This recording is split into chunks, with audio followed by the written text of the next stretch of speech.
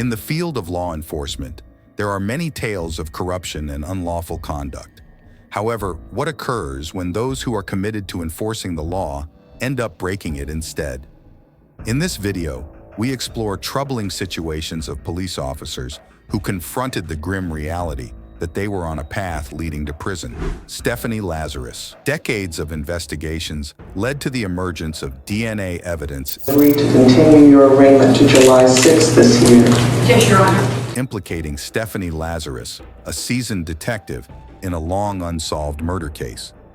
The situation was sensitive, given Stephanie's esteemed reputation in law enforcement. The investigative team approached cautiously, capitalizing on Stephanie's recent successes in cracking major cases to gain her cooperation. They brought her in under the guise of seeking her expertise, a common tactic in cases involving fellow officers, balancing respect for her professional stature with the pursuit of justice. The interrogation was rigorous. Stephanie, once a champion of justice, now found herself under scrutiny. I'm crazy.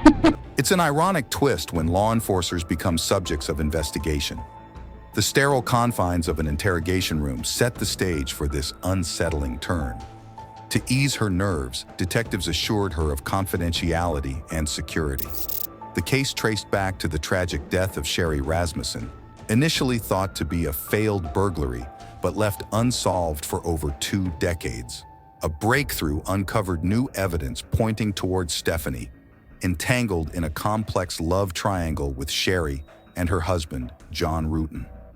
During the interrogation, both detectives and Stephanie endeavored to maintain a calm and friendly atmosphere. However, Stephanie's mounting anxiety became palpable as the gravity of the situation sank in. Her breathing quickened, her speech became defensive, and her demeanor grew increasingly erratic. In a bid to clear her name, Stephanie chose to provide DNA evidence, hoping her cooperation would affirm her innocence. Yet within minutes, the detectives concluded they had heard enough and placed her under arrest. Following months of courtroom proceedings, the jury delivered their verdict. Stephanie was convicted and sentenced to 27 years in prison for first-degree murder. Michael Neely. Michael Neely was discovered in a hotel room. At 10 o'clock, we're hearing from family members of an Oklahoma police chief who was murdered by one of his officers at a local hotel. Seated on top of his police chief's deceased body. Mike and Chief Johnny Miller had been at a conference, and one night they went out for drinks together. Nevertheless, the following morning, Mike found himself in police custody, waking up in the same interrogation room where he had once questioned suspects for 10 years. Only now, he was the one being questioned. While being questioned, Mike chose to give brief responses, a tactic that could be seen as either strategic or just a result of his extreme hangover. He said they watched a football game and had a few beers during their night out, but toxicology tests later showed their alcohol levels were at or above 0.3, which is considered possibly deadly. At a blood alcohol concentration of 0.3, it is likely that alcohol poisoning and loss of consciousness occurred. Initially informed that he was a suspect in a murder case, Mike later discovered that it was Chief Miller who had passed away. Understanding the seriousness of his predicament and his probable memory loss from the previous evening, Mike chose to exercise his right to not speak. The experienced detectives used 2 main strategies, warning him about the serious outcomes he could encounter and encouraging him to inquire, with the goal of triggering any memories he may have forgotten. Mike had a hard time remembering what happened on that fateful night after waking up in a jail cell and being accused of killing his boss while blackout drunk. While the detectives questioned him further, Mike appeared bewildered and incredulous, displaying neither hostility towards Miller nor any sense of regret. Even after providing details about Miller's condition, Mike still couldn't remember and was baffled. In the end, Michael Neely was arrested and eventually given a life sentence for the crime of second-degree murder. Jalen Fleer. In April 2020, San Diego police received information of a man having inappropriate acts with a neighborhood child. For sexually abusing underage girls. A 2-month investigation raised several suspicions and went directly to Jalen. When the accusations were brought up to Jalen, he sat forward in his chair and tightened his jaw and hands. The cops sought to reassure him that he was not being held and that he could leave, but they nevertheless kept their demeanor approachable and friendly. Jalen is responding quickly and agitatedly in his chair, indicating that he is under growing stress. But the strain he's feeling now is nothing compared to what the investigator is about to put him through. J178211 was the account that uploaded the picture and details. At first, it appeared to be just a random series of digits and 2011 for his graduation year. If someone used this account to harm Jalen, they undoubtedly did their research. Jalen smartly demands a lawyer after responding to a number of the detectives' inquiries, but the police swiftly issue him with a search warrant allowing them to seize his car, phone, and DNA.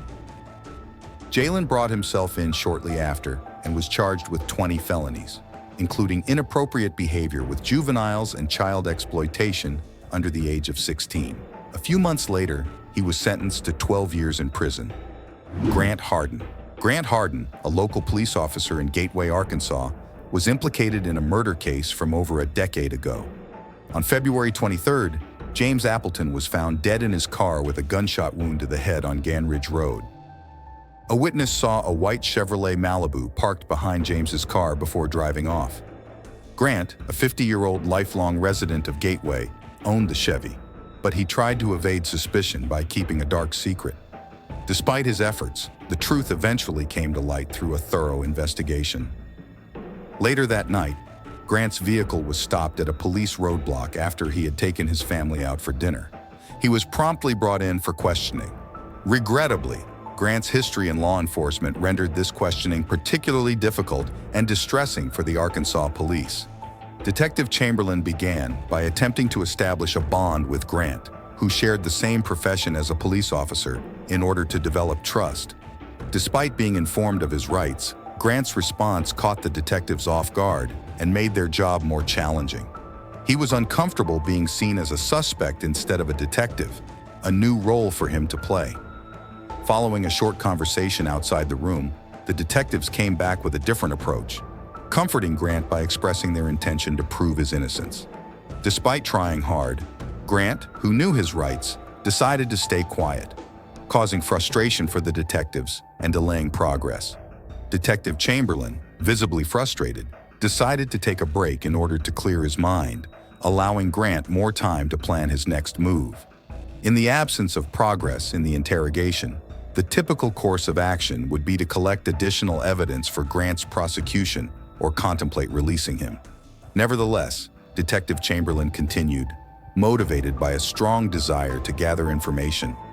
At the same time, police broadened their efforts to talk to witnesses and confirm Grant's presence at the scene of the crime, even though he remained quiet. Grant's wife raised suspicion by claiming he was spreading grass seeds at the time of the crime. During the murder, a bystander observed a white Chevrolet in close proximity. Grant and Detective Chamberlain were both aware of the truth, but Grant chose to stay quiet in order to prevent being prosecuted. The detectives attempted different tactics, such as letting Grant see his family to elicit a response, but it was all to no avail. Detective Cordero came back by herself, using a more relaxed and compassionate method to establish a personal connection with Grant, understanding that male suspects usually react more positively to female detectives. This marked the last effort to weaken his determination. Cordero tried to connect with Grant. Grant's troubled past, including resignations from law enforcement roles before becoming chief in his town, was revealed. On October 16, 2017, Grant unexpectedly admitted to first-degree murder, offering no explanation. DNA analysis during the trial linked Grant to a 1997 unsolved crime, adding 14 more years to his 35-year sentence, ensuring he would spend the rest of his life in prison. Thank you for watching. If you enjoyed this video and want to see more content like this, don't forget to subscribe to our channel and hit the like button below. Stay tuned for more fascinating stories and updates.